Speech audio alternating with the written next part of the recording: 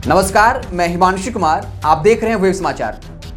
किसी भी लोकतांत्रिक देश की बेहतरी के लिए जरूरी है कि वहां की विपक्षी पार्टी मजबूत हो।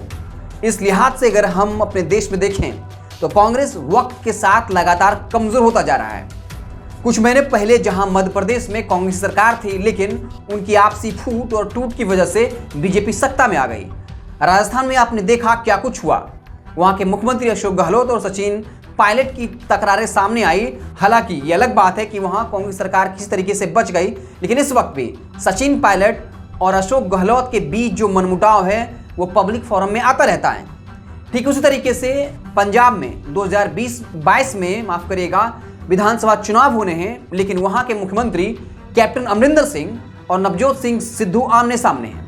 ठीक उसी तरीके से छत्तीसगढ़ में वहां के मुख्यमंत्री भूपेश बघेल और टीएस सिंहदेव की अदावतें भी बिल्कुल अब आम हो चुकी हैं और मीडिया की सुर्खियां भी बन चुकी हैं। और अब बात करते हैं झारखंड की, जहां पर वही लपटें अब झारखंड को भी अपनी लपेटे में ले रही है।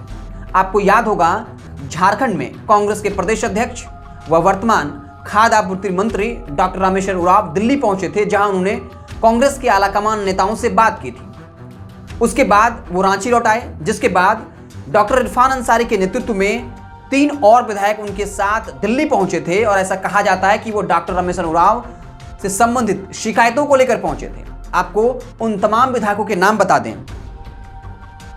डॉक्टर इरफान अंसारी के साथ साथ विधायक उमाशंकर अकेला, ममता देवी, राजेश कच्छप दिल्ली पहुंचे थे और वहां उन्होंने केसी वेणुगोपाल से बात करी और झारखंड कांग्रेस के अंदर क्या कुछ गलत हो रहा है इससे रूबरू कराया। उन्होंने कहा कि डॉक्टर रामेश्वर उरांव कुछ गलत लोगों से घिर गए हैं। इसके साथ ही साथ उन्होंने ये सवाल उठाया कि कांग्रेस पार्टी कह चुकी है कि एक व्यक्ति को एक पद मिलना चाहिए, तो फिर डॉक्टर रामेश्वर उरांव कैसे झारखंड में कांग्रेस के प्रदेश अध्यक्ष होने के साथ साथ मंत्री भी हैं। उन्होंने कहा कि इससे लेकर जो वहाँ के विधायक हैं, जो वहाँ कांग्रेस के कार्यकर्ता हैं, उनमें नाराजगी अब सामने आ रही है और इसको वक्त रहते हुए नहीं रोका गया तो झारखंड कांग्रेस में बड़ी फूट हो सकती है। उन्होंने बाकायदा कहा कि आने वाले वक्त में झारखंड सरकार में गठित होने वाले आयोग, निगम और साथ ही साथ 20 सूत्री जो कमेटी है उसमें कांग्रेस के विधायकों और कार्यकर्ताओं को तरजीह मिलनी चाहिए,